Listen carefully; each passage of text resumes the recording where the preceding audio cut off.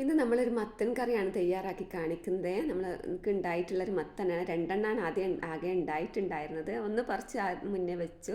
നല്ല ടേസ്റ്റുള്ളൊരു മത്തൻ കേട്ടോ. നമ്മളൊരു പ്രത്യേക സാധാ നാടൻ മത്തനല്ല ഇത്. നമ്മൾ കടയിൽ നിന്ന് കൊണ്ടുവന്ന മത്തനില്ല, അതിൻ്റെ കുരു എടുത്ത് നട്ടതായിരുന്നു. അപ്പോൾ നല്ലൊരു അതിലേറെ ആ ഒരു വലുപ്പത്തിലേറെ ഉള്ളൊരു സൈസിലൊരു മത്തൻ നമുക്ക് കിട്ടിയിട്ടുണ്ട്. നമ്മൾ ആ ചെറിയൊരു മത്തനായിരുന്നു നമ്മൾ കടയിൽ നിന്ന് വാങ്ങിയിട്ടുണ്ടായിരുന്നത്.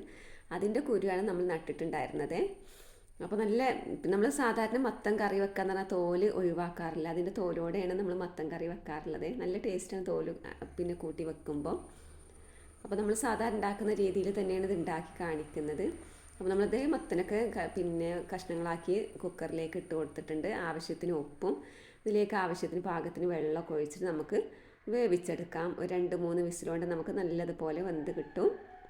അപ്പോൾ വേവുന്ന സമയത്ത് നമുക്ക് ഒരു മുറി തേങ്ങ തികച്ച് വേണ്ട, ഒരു പകുതി മുറി മതി, ഒരു മുറിൻ്റെ പകുതി മതി, അതെടുത്തിട്ടുണ്ട്. പിന്നെ ഒരു അല്ലി വെളുത്തുള്ളി, രണ്ട് ചെറിയുള്ളി, പിന്നെ നമുക്ക് എരിവിന് ആവശ്യത്തിനുള്ള കാന്താരി മുളക്. അത് നമുക്ക് കാന്താരി മുളക് ആകുമ്പോൾ പ്രത്യേക ടേസ്റ്റാണ് കേട്ടോ. ഒരു വെളുത്തുള്ളി, അധികം ആയിപ്പോരുത്, വെളുത്തുള്ളി ഒറ്റ ഇടാവും കേട്ടോ.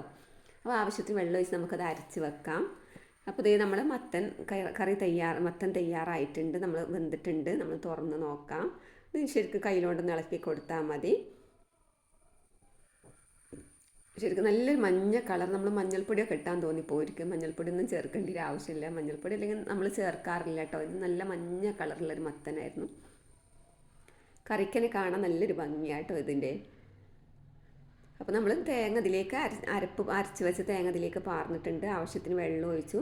നല്ല തിക്കായിട്ട് വേണ്ട, കുറച്ചൊരു നമുക്കൊരു കയ്യിലോണ്ട് ഇങ്ങനെ കോരി ഒഴിക്കുന്ന രീതിയിലുള്ളൊരു ലൂസ് പരുവാവണം കേട്ടോ. അധികം ലൂസാവാനും പാടില്ല.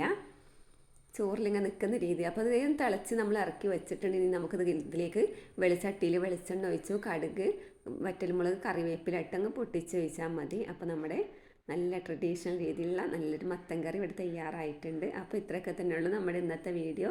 ഇഷ്ടപ്പെട്ടാൽ ലൈക്ക് ചെയ്യുക. നമുക്ക് മറ്റൊരു വീഡിയോയുമായി വീണ്ടും കാണാം കേട്ടോ. അതുവരേക്കും ബൈ, അസ്സലാമു അലൈക്കും.